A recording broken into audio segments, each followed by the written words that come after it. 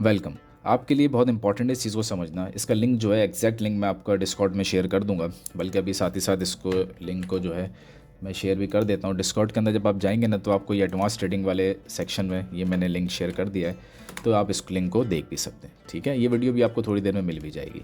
अब इंपॉर्टेंट आपके लिए ये है समझना इस चीज़ों को, बल्कि हम चलते हैं। समरी कहाँ गई? हाँ, इंपॉर्टेंट ये है कि ये लिंक मैंने शेयर कर दिया, जैसे आप खोलेंगे आप एग्जैक्ट इस चार्ट के ऊपर लैंड कर जाएंगे। इसके अंदर कुछ ऐसे इंडिकेटर्स हैं जो फाइनेंशियल्स को समझने में बहुत मदद करते हैं, और इसकी एक तरीके से समरी है। कुछ को हमें डिटेल में भी देखना पड़ता है। तो फाइनेंशियल्स समझने के लिए कि क्रिप्टो मार्केट किस तरह चल रही है, उसके क्या फाइनेंशियल बैकग्राउंड चल रहा है, तो आपको ये चार्ट ज़रूर देखने चाहिए सारे।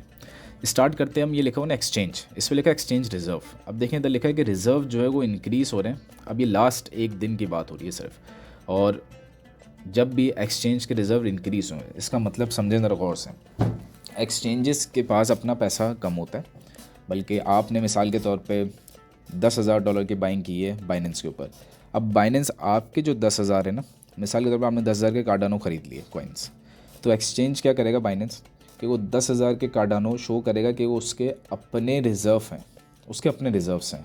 ठीक है, हालांकि है नहीं उसके अपने, वो आपके आप कभी भी निकलवा सकते हैं, लेकिन वो शो ये करेगा कि उसके अपने रिज़र्व हैं। इसी तरह और भी लोगों ने जो इन्वेस्टमेंट की हुई है, उसके जितने भी पैसे हैं जो भी है, वो सब एक्सचेंजेस जो हैं वो अपने रिज़र्व शो करते हैं।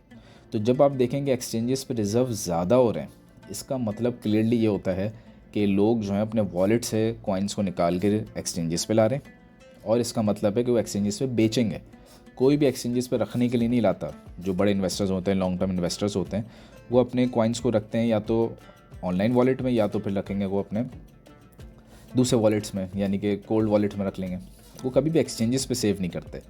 एक्सचेंजेस पे ट्रांसफ़र करने का मतलब ये होता है कि आप बस उसको सेल करना चाहते हैं, और ये चीज़ आपको बता रही है कि एक्सचेंजेस पे रिज़र्व इंक्रीज़ हो गए। और अगर हम देखें तो पिछले काफ़ी दिनों से इंक्रीज़ हो रहे हैं, और इसका मतलब इंडिकेट कर रहा है कि हाई सेल प्रेशर है, इसलिए मार्केट रेड नज़र आ रही है। आप इसी को क्लिक करें तो आपके पास ये पूरा चार्ट जो है, ये क्लिक करते हैं, ये पूरा चार्ट आपके सामने ओपन हो गया। ठीक है, अच्छा, जब इस चार्ट को आप देखेंगे ना, तो आपने इस चार्ट को देखना है, इधर ऑल पे आके क्लिक करना है और ऑल चार्ट देखना है। ये देखें रिज़र्व के जो एक्सचेंजेस थे ना, वो काफ़ी टाइम से डिक्रीज़ हो रहे थे। ठीक है, और ये नीचे देखें हल्का सा आपको इंक्रीज़ होता हुआ नज़र आ रहा है। अब क्योंकि ये ऑल टाइम में तो आपको ज़्यादा क्लियर नज़र नहीं आ रहा, मंथली को देखते हैं। ये देखें मंथली पे आपको नज़र आ रहा है, यहाँ से एक्सचेंजेस के रिजर्व्स इंक्रीज़ हो रहे हैं। थोड़े से डिक्रीज़ हुए लेकिन फिर ऊपर की तरफ आ रहे हैं। ये चीज़ शो कर रही है कि लोग अपने क्रिप्टो को ला रहे हैं एक्सचेंजेस पे और वो सेल कर रहे हैं।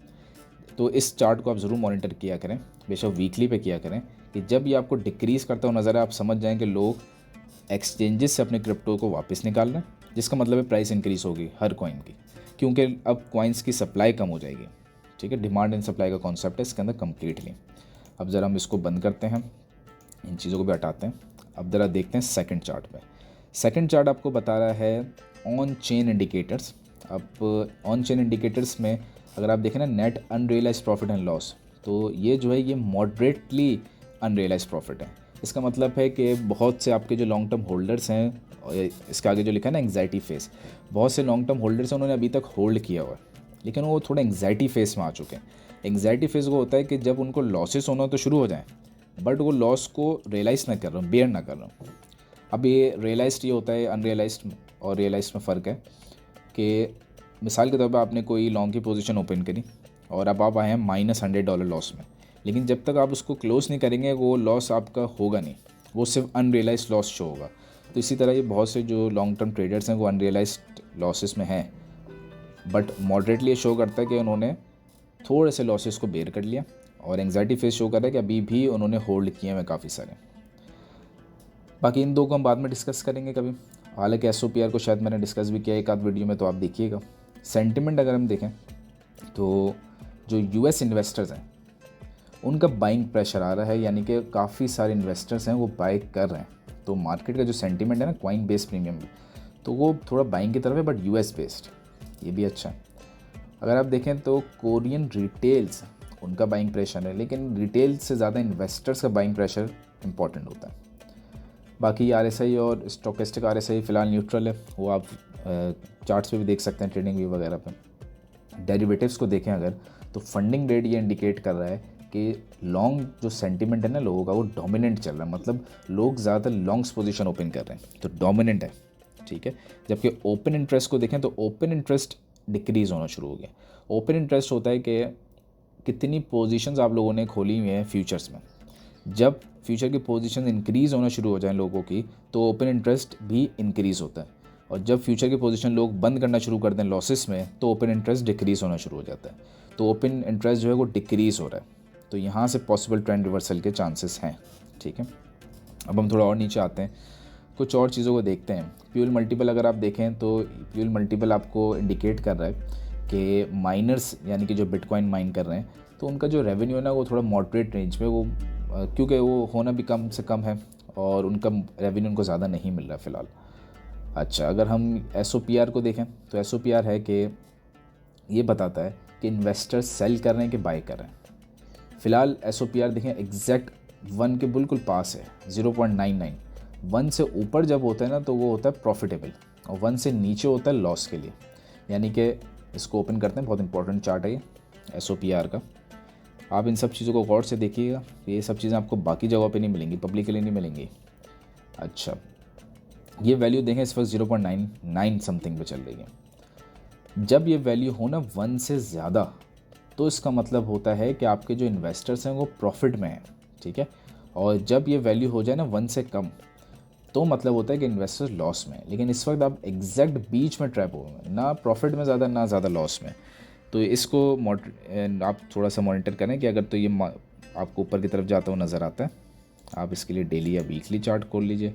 ये देखें, ये बिल्कुल ही 1 के करीब है। जैसे आपको ये लाइन ऊपर की तरफ जाती हुई नज़र आए, आप समझ जाएं कि अब जो है इन्वेस्टर्स प्रॉफिट में, तो मार्केट थोड़ी सी अप जाएगी, अप ट्रेंड में आ जाएगी, ठीक है। तो ये बहुत इंपॉर्टेंट है चार्ट समझना। बाकी अगर हम एक और चार्ट को देखें, बाइनरी CDD, इस चार्ट को देखें, वैसे तो चार्ट बहुत डिटेल है, लेकिन आप इसको बस प्रिसाइसली समझें तो ये आपको बता रहा है कि लो लॉन्ग टर्म होल्डर्स मूवमेंट, जो लॉन्ग टर्म होल्डर्स हैं ना उनकी मूवमेंट नहीं हो रही अभी। ये अच्छी चीज़ है, यानी कि लॉन्ग टर्म होल्डर्स वो होते हैं जो 2 साल 3 साल तक कॉइन्स को होल्ड करके बैठे हैं, लेकिन अगर तो वो अपनी मूवमेंट नहीं कर रहे, तो इसका क्लियरली मतलब ये है कि ये अच्छी चीज़ है और वो सेल नहीं कर रहे हैं, ठीक है। ये बिटकॉइन की बात मैं कर रहा हूँ, बाकी कॉइन्स की नहीं, उसके बारे में बात करते हैं। मज़ीद अगर आप देखें तो इन सब चीज़ों को फ़िलहाल अभी बाद में बात करेंगे। एक्टिव एड्रेसेस अगर आप देखें तो एक्टिव एड्रेसेस जो हैं वो पिछले 24 घंटे में 80% इंक्रीज़ हो गए। यानी कि बहुत से जो वॉलेट्स हैं ना बिटकॉइन के, वो एक्टिव होना शुरू हो गए। अब एक्टिव होना जो है ये अच्छी न्यूज़ भी होती है, लेकिन इनको काफ़ी दूसरी चीज़ों के साथ मिला के देखें तो क्लियर पता होता है, क्योंकि बाकी चीज़ें आपको इंडिकेट कर रही हैं। इसको ज़रा हम देखते हैं वीकली पे। ये देखें, एक्टिव एड्रेसेस इंक्रीज़ होना शुरू है। अब ये जो इंक्रीज़ होना शुरू है ना, ये देखना पड़ता है कि क्या ये बाय कर रहे हैं कि सेल कर रहे हैं, ये इंपॉर्टेंट होता है। बाकी चीज़ों जो हमने एनालाइज़ किया उससे पता चल रहा है कि ये अच्छा है, और आपको खैर यहाँ भी एक इंडिकेशन मिल जाती है, आपको ये स्माइली फेस सा नज़र आ जाता है, तो ये बताता है कि ये तो बड़ी अच्छी चीज़ है। और अगर ख़राब होगा तो आपको रेड फेस नज़र आ जाएगा, जैसे ऊपर कहीं ये देखें, ठीक है। तो इससे भी आपको काफ़ी इंडिकेशंस मिल जाती हैं। आगे चलते हैं। खैर वैसे तो खैर ये बहुत सारे हैं, लेकिन कुछ इंपॉर्टेंट्स हैं जिसमें मैं आपको बता रहा हूँ। अगर हम लिक्विडेशंस वाले चार्ट पे आ जाएं तो लिक्विडेशंस बता रहे हैं कि काफ़ी सारे जो लोग हैं ना वो शॉर्ट करके बैठे थे, इसलिए मार्केट ऊपर गई और उनको लिक्विडेट किया। देखें, शॉर्ट्स की लिक्विडेशन ज़्यादा हैं, लॉन्ग्स की कम हुई हैं फ़िलहाल। तो ये बात है तकरीबन पिछले 24 घंटे की। ओपन इंटरेस्ट तो हम ऊपर डिस्कस कर चुके हैं, डिक्रीज़ हो रहा है, पिछले एक दिन में भी और 7 दिनों में भी डिक्रीज़ हो रहा है। तो इसका मतलब लोगों को लॉस हो रहा है और उनकी पोजीशन अपने आप बंद हो रही है। फंडिंग रेट अगर हम देखें तो फंडिंग रेट थोड़ा पॉजिटिव नज़र आ रहा है इस वक्त, ठीक है। ये कंप्लीट आपको समरी एक नज़र आ रही है। अच्छा, ये सब हमने बात करी बिटकॉइन की। ऊपर आ जाएं, इधर ही आप क्लिक करें इथेरियम के ऊपर, तो सारी चीज़ें आपको इथेरियम की पता चल जाएंगी। इथेरियम क्या कर रहा है, फिर XRP का, और किसी एसेट को आप देखना चाहें तो यहाँ से आप देख सकते हैं। मिसाल के तौर पे हम यहाँ पे लिख देते हैं कार्डानो, उसको क्लिक कर दें तो आपको सारी चीज़ें कार्डानो के बारे में पता चल जाएंगी, ठीक है। RSI स्टोकेस्टिक थोड़ा न्यूट्रल चल रहा है इसका, और चीज़ें आप देखना चाहें तो सारी चीज़ें आपको इधर पता चल जाएंगी कार्डानो के बारे में। इस तरह आप काफ़ी सारी चीज़ें पता कर सकते हैं, लेकिन बेहतर ये होता है कि आप सिर्फ बिटकॉइन को फ़िलहाल देख लें, क्योंकि बिटकॉइन जो कर रहा है ना वही आपका बाकी मार्केट करती है, तो बिटकॉइन पे ज़्यादा कॉन्सेंट्रेट करें। तो इस पूरी वीडियो को गौर से देखें, सारी चीज़ें, सारी इंडिकेटर्स वगैरह, ये आपको फाइनेंशियल्स को समझने के लिए बहुत मदद करते हैं। अब क्योंकि मैंने बहुत ही बेसिक चीज़ें बताई हैं, मैं एक आध वीडियोस में और बनाऊंगा जिसमें आपको कंप्लीट डिटेल के अंदर एडवांस चीज़ें भी आपको पता चलेंगी कि किस तरीके से प्रॉपरली ट्रैक करना है ट्रेंड रिवर्सल के लिए। तो ये कुछ चीज़ें इस पर प्रैक्टिस करें और अच्छी तरीके से इसको दें।